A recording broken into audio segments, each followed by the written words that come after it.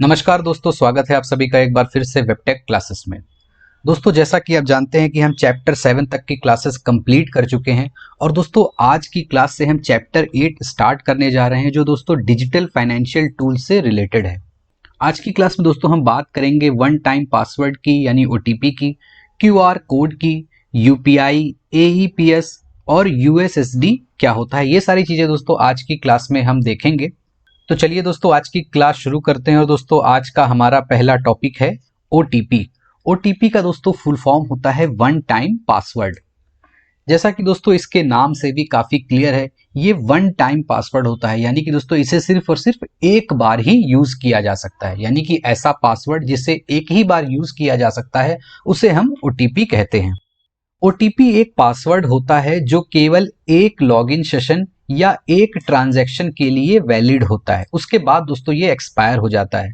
OTP को दोस्तों one time pin या फिर डायनेमिक पासवर्ड भी कहा जाता है। डायनेमिक का मतलब होता है दोस्तों ऐसी चीज जो बार बार चेंज हो, क्योंकि दोस्तों ओटीपी केवल एक बार के लिए ही वैलिड होता है, उसके बाद ये चेंज हो जाता है, इसका मतलब ये डायनेमिक होता है, इसीलिए दोस्तों इसे डायनेमिक पासवर्ड भी कहते हैं। ओटीपी एक स्टैटिक पासवर्ड की तुलना में अधिक सिक्योर होता है, क्योंकि यह केवल एक ही ट्रांजैक्शन के लिए वैलिड होता है और उसके बाद ये एक्सपायर हो जाता है। स्टैटिक पासवर्ड क्या होते हैं दोस्तों? ऐसे पासवर्ड जो हर बार सेम ही रहते हैं उन्हें स्टैटिक पासवर्ड कहते हैं। जैसे कि दोस्तों हमारे ईमेल आईडी का पासवर्ड, हम दोस्तों ईमेल आईडी बनाते हैं तो कुछ ना कुछ पासवर्ड सेट करते हैं और जब तक दोस्तों हम उसे स्पेसिफिकली बदले ना तब तक वो सेम ही रहता है, इसीलिए दोस्तों उसे हम स्टैटिक पासवर्ड कहते हैं। और क्योंकि ओटीपी हर बार बदल जाता है इसीलिए दोस्तों ओटीपी को डायनेमिक पासवर्ड कहा जाता है। अब क्योंकि दोस्तों ओटीपी हर बार बदल रहा है इसीलिए दोस्तों ये ज्यादा सिक्योर होता है। अब दोस्तों आप इसको ऐसे समझिए, सपोज करिए आपका पासवर्ड है और किसी को गलती से पता चल जाए तो इससे दोस्तों वो यूज कर सकता है और आपके अकाउंट को हैक कर सकता है। लेकिन दोस्तों ओटीपी क्योंकि हर बार बदल जाता है, इसलिए दोस्तों अगर एक बार का ओटीपी किसी को पता चल भी गया तो दोबारा वो उससे लॉग इन नहीं कर सकता है, इसीलिए दोस्तों ये स्टैटिक पासवर्ड की तुलना में ज्यादा सिक्योर होता है। ओटीपी दोस्तों रजिस्टर्ड मोबाइल नंबर या फिर ईमेल आईडी पर ही भेजा जाता है। अब अगर दोस्तों मैं ओटीपी को समझाने के लिए एक प्रैक्टिकल भी आपको दिखाऊं, तो जैसे कि मैंने यहाँ पर दोस्तों फ्लिपकार्ट की वेबसाइट खोली हुई है और फ्लिपकार्ट की वेबसाइट पे दोस्तों आपको यहाँ पर लॉगिन करने का ऑप्शन देखने को मिलता है। आप जैसे ही लॉगिन पे क्लिक करेंगे आपके सामने एक बॉक्स बन के आ जाता है। यहाँ पर दोस्तों आप अपनी ईमेल आईडी और पासवर्ड डाल सकते हैं और उसके बाद लॉगिन कर सकते हैं, या फिर दोस्तों आप यहाँ पर रिक्वेस्ट ओटीपी भी कर सकते हैं। यानी कि दोस्तों आप यहाँ पर ईमेल आईडी डालिए और अपना पासवर्ड न डालिए और उसके बाद यहाँ पर रिक्वेस्ट ओटीपी पे क्लिक कर दीजिए। तो जैसे ही दोस्तों आप रिक्वेस्ट ओटीपी पे क्लिक करेंगे, जो आपका रजिस्टर्ड ईमेल आईडी या फिर मोबाइल नंबर होगा उस पे एक पासवर्ड जाएगा और उसकी मदद से आप लॉगिन कर पाओगे। और वो पासवर्ड दोस्तों हर बार अलग अलग आता है। आप जितनी बार भी दोस्तों ओटीपी के थ्रू लॉगिन करना चाहेंगे, एक नया ओटीपी हर बार आपके सामने आएगा। तो आई होप कि दोस्तों आपको समझ में आ गया होगा कि वन टाइम पासवर्ड क्या होता है और इसे कैसे यूज करते हैं। अब बात करते हैं दोस्तों आज के अगले टॉपिक की। हमारा अगला टॉपिक है क्यूआर कोड। क्यूआर कोड का दोस्तों फुल फॉर्म होता है quick response code. QR code दोस्तों एक तरह का बार कोड होता है जिसमें डॉट्स की एक मैट्रिक्स होती है, यानी कि इसमें बहुत सारे डॉट्स होते हैं, वो एक मैट्रिक्स बनाते हैं, इसलिए दोस्तों इसे मैट्रिक्स बार कोड भी कहा जाता है या फिर दोस्तों इसे टू डायमेंशनल बार कोड भी कहा जाता है। आप ये नाम भी थोड़ा सा ध्यान रखिएगा एग्जाम में, क्योंकि ये पूछा जा सकता है। आप यहाँ पर देख सकते हैं दोस्तों एक क्यूआर कोड कुछ इस तरह का दिखता है। ये देखिए ये क्यूआर कोड है एक सैंपल। यहाँ पर दोस्तों आप देख सकते हैं छोटे छोटे से डॉट्स हैं और इसे ही दोस्तों हम क्यूआर कोड कहते हैं। क्यूआर कोड को दोस्तों पहली बार 1994 में डिजाइन किया गया था। तो ये ईयर भी आप याद रखिएगा, आप इसको नोट डाउन कर लीजिए, हो सकता है कभी एग्जाम में ये पूछ ले। इसको स्कैन करने के लिए दोस्तों हम क्यूआर स्कैनर यूज करते हैं या फिर दोस्तों हम अपने मोबाइल के कैमरा के थ्रू भी इसे स्कैन कर सकते हैं। जैसा कि दोस्तों हमने अपनी प्रीवियस क्लासेस में पढ़ा था कि बार कोड को स्कैन करने के लिए बार कोड रीडर यूज होता है, उसी तरीके से दोस्तों क्यूआर कोड को स्कैन करने के लिए क्यूआर स्कैनर यूज होता है। इस क्यूआर कोड में दोस्तों कोई भी डेटा हो सकता है, जैसे कि दोस्तों इसमें बैंक अकाउंट डिटेल भी हो सकती है या फिर दोस्तों किसी वेबसाइट का या एप्लीकेशन का लिंक यानी कि यूआरएल भी हो सकता है। इसका मतलब ये है दोस्तों अगर जब भी आप इस क्यूआर कोड को स्कैन करोगे, अगर इसमें दोस्तों बैंक अकाउंट डिटेल है तो पेमेंट वाला पेज ओपन हो जाएगा, और दोस्तों अगर इसमें किसी वेबसाइट या एप्लीकेशन का एड्रेस स्टोर है तो इसको स्कैन करते ही वो वेबसाइट या फिर वो एप्लीकेशन ओपन हो जाता है। क्यूआर कोड दोस्तों दो प्रकार के होते हैं। पहला है दोस्तों स्टैटिक क्यूआर कोड, स्टैटिक का मतलब जो कभी चेंज ना हो, और दूसरा होता है दोस्तों dynamic QR code. Dynamic QR code दोस्तों थोड़ी थोड़ी देर में या फिर दोस्तों जो इनके ओनर हैं वो अपनी मर्जी के अकॉर्डिंग इसे चेंज कर सकते हैं। उसके बाद दोस्तों हमारा आज का तीसरा टॉपिक है यूपीआई। यूपीआई का फुल फॉर्म होता है दोस्तों unified payment interface. Unified payment interface को दोस्तों national payment corporation of India, जिसे शॉर्ट में एनपीसीआई कहते हैं, इसके द्वारा डेवलप किया गया था। और दोस्तों ये क्या है, ये एक इंस्टेंट पेमेंट सिस्टम है। यानी कि दोस्तों यूपीआई की मदद से हम इंस्टेंट पेमेंट कर सकते हैं। यह एक ऐसा सिस्टम है जो कई बैंक अकाउंट्स को एक ही मोबाइल एप्लीकेशन में कंबाइन करता है। इसका मतलब यह है दोस्तों, अगर आपके पास एक से ज्यादा बैंक अकाउंट्स हैं तो दोस्तों एक ही यूपीआई एप्लीकेशन की मदद से आप सारे बैंक अकाउंट्स को यूज कर सकते हैं। इसके साथ ही दोस्तों ये कई बैंकिंग सर्विसेज को भी कंबाइन करता है, जैसे कि बैलेंस इंक्वायरी, फंड ट्रांसफर आदि। यानी कि दोस्तों आप एक ही एप्लीकेशन की मदद से जो बेसिक बैंकिंग सर्विसेज होती है, चाहे वो बैलेंस इंक्वायरी हो या फिर दोस्तों आपको कोई फंड ट्रांसफर करना हो, ये सारी चीजें आप एक ही एप्लीकेशन की मदद से कर सकते हैं। इसे दोस्तों 2016 में इंट्रोड्यूस किया गया था। अब बात करते हैं दोस्तों रिक्वायरमेंट क्या होती है यूपीआई एप्लीकेशन को यूज करने के लिए। तो पहली रिक्वायरमेंट है दोस्तों बैंक अकाउंट, यानी कि आपके पास एक बैंक अकाउंट होना चाहिए।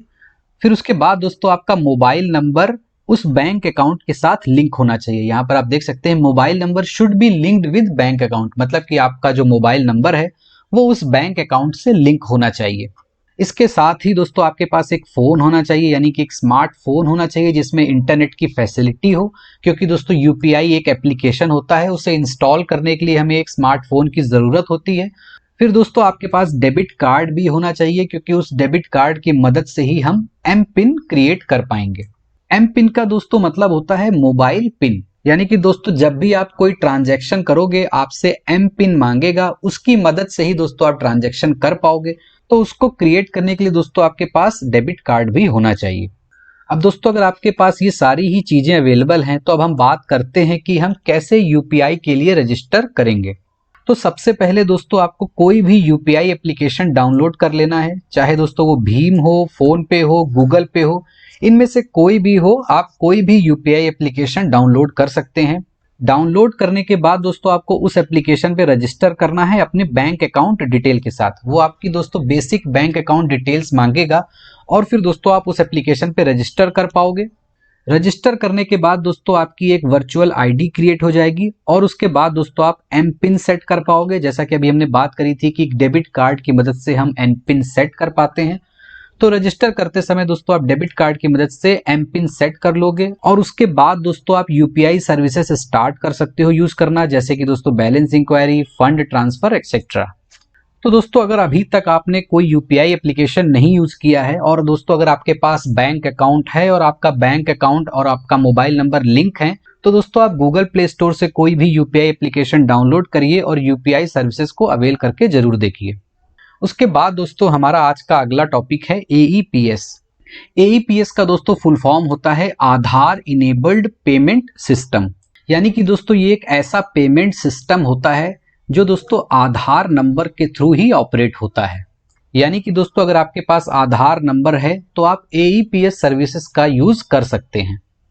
एईपीएस दोस्तों एक सिक्योर पेमेंट मेथड है जो आधार से जुड़े बैंक अकाउंट होल्डर्स को आधार ऑथेंटिकेशन करके बेसिक बैंकिंग सर्विसेज जैसे कि बैलेंस इंक्वायरी, कैश विड्रॉल या फिर फंड ट्रांसफर आदि का लाभ उठाने की अनुमति देता है।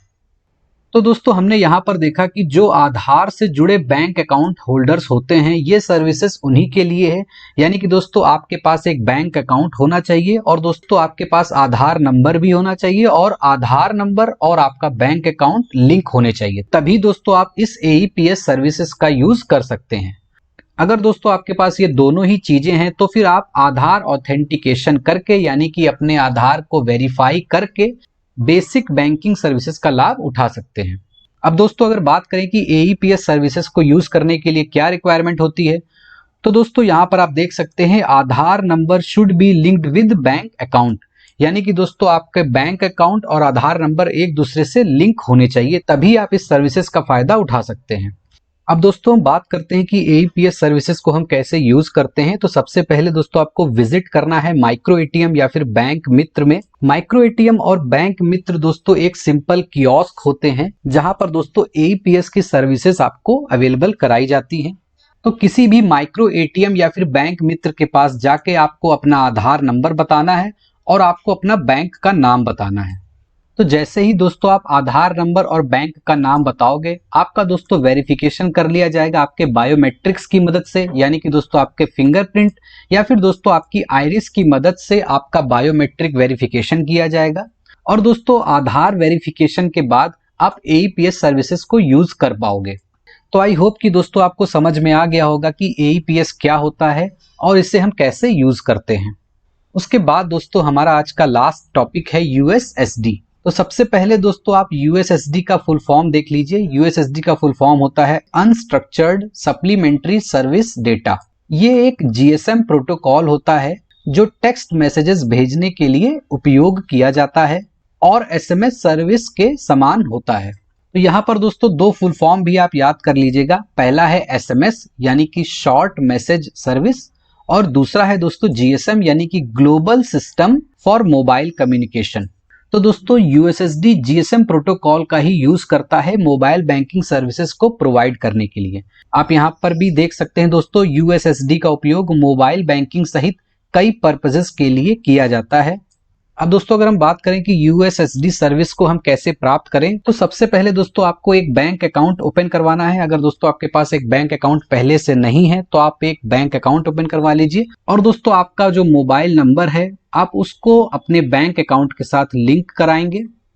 लिंक कराने के बाद दोस्तों आप यूएसएसडी या फिर मोबाइल बैंकिंग के लिए रजिस्टर करेंगे। आप अपने बैंक को एप्लीकेशन देंगे कि आपको यूएसएसडी सर्विस या फिर मोबाइल बैंकिंग सर्विस के लिए रजिस्टर करना है। और दोस्तों जब आप रजिस्टर कर लोगे तो आपको एमएमआईडी और एमपिन प्रोवाइड कर दिया जाता है।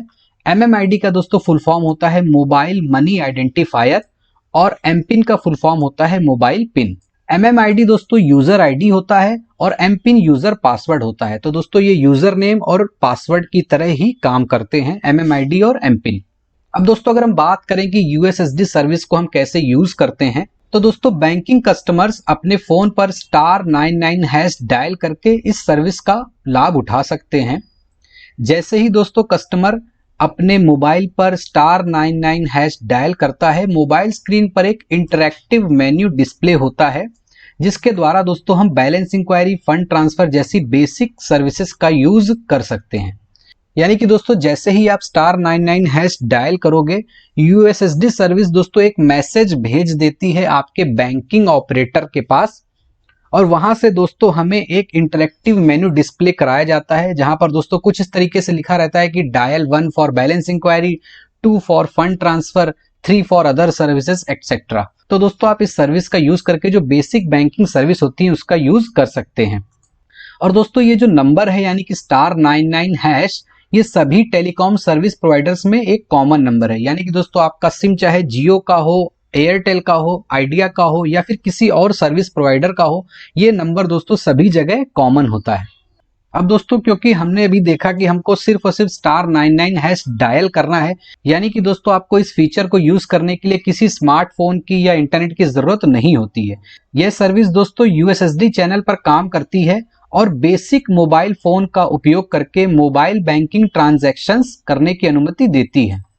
जैसा कि दोस्तों आप यहाँ पर भी देख सकते हैं, इस सर्विस को यूज करने के लिए मोबाइल इंटरनेट डेटा फैसिलिटी की आवश्यकता नहीं होती है। तो आई होप कि दोस्तों आपको समझ में आ गया होगा कि यूएसएसडी सर्विस क्या होती है और इसे हम कैसे यूज कर सकते हैं। अगर दोस्तों आपके पास बैंक अकाउंट है और आपका जो मोबाइल नंबर है वो आपके बैंक अकाउंट से लिंक है, तो दोस्तों आप इस सर्विस को भी यूज करके जरूर देखिएगा।